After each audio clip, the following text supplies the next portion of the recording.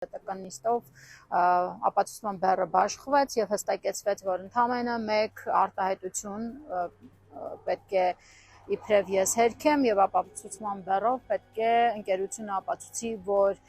ԶՊՄԿ-ի Պոչամբար գնացող խողովակաշարը վթարվել է, կրկին աղտոտվել է ողջի գետը, նախադասությունը արժե 6 միլիոն դրամ։ Հերթական դատական նիստին նոյեմբերի 11-ին դատարանի կողմից կատարվեց ապացուցման բեռի բաշխում, առանձնացվեց ապացուցման ենթակա փաստերի շրջանակը եւ Հայցվորի Զանգեզուրի պղնձամոլիբդենային կոմբինատի վրա դրվեց ապացուցել արդյոք Թեհմինե Ենոքյանի հրապարակման մեկ հիմնական հատվածի հետևանքով արատավորվել է կազմակերպության գործարար համբավը եւ արկա է եղել Թեհմինե Ենոքյանի կողմից արատավորման դիտավորություն։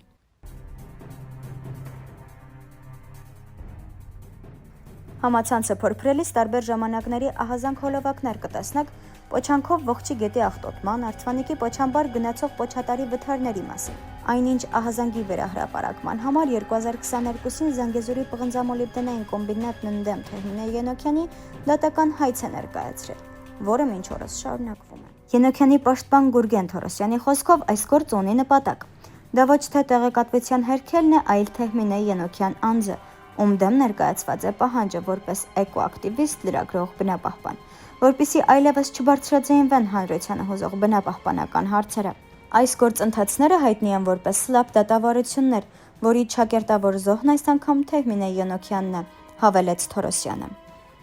Վերջին տարիներին Հայաստանում գրանցվել է ավելի քան 30 դեպք, որոնք տեղական եւ միջազգային փորձագետների կողմից որակվել են որպես սլապ հանրային մասնակցությունը ճնշելու դատական գործեր։ Դրանք սովորաբար ուղղվում են բնապահպանների, լրագրողների եւ իրավապաշտպանների դեմ, հատկապես այն դեպքում, երբ նրանք բարձրաձայնում են բնապահպանական խնդիրների մասին։ Մինչդեռ Եվրամիությունում եւ Եվրոպայի խորհրդում արդեն գործում են դիրեկտիվաներ եւ օրենսդրական նախաձեռնություններ ուղղված սլափերի կանխարգելմանը եւ դրանց դեմ պաշտպանությանը։ Հայաստանում նման օրենսդրություն դեռևս չկա։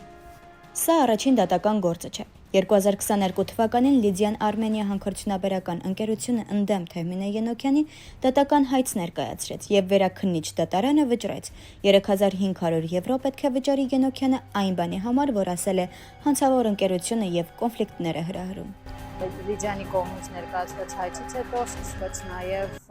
ԶՊՄԿ-ի կողմից հայցը ընդդեմ ինձ եւ ինչպես գիտեք 6 միլիոն դրամ են պահանջում մի նախադասության համար, մի արտահայտության համար, որը ուղղակի վերարտադրություն է այլ լրատվամիջոցի, այլ հասարակական կազմակերպության, ուղիղ եթերի, որտեղ առկա են տասնյակ կադրեր, տեսանյութեր, 3 օր անընդմեջ ուղիղ եթերների միջոցով ցույց էր տրվում, որ ողջի գետը աղտոտվել է եւ հրապարակող կողմը որակել է դա վթարը վերագրել է այս ընկերությանը, ԶՊՄԿ-ին եւ մինչ օրս այդ կազմակերպության հասարակական կազմակերպության նկատմամբ չկա դատական հայց, ոչ մի պահանջ, ոչ մի հերքման պահանջ, ոչ մի միլիոններ իրենցից չեն պահանջում։ Մինչդեռ ԶՊՄԿ-ի փաստաբանական խումբը կամ ղեկավար մարմինները որոշել են, որ հերքումը պետք է ես հրապարակեմ։ Ընկերությունը պահանջում է հերքել մի բան, որը ես չեմ գրել, Արցվանիկի Պոչամբարում պայթուն արտահայտությունը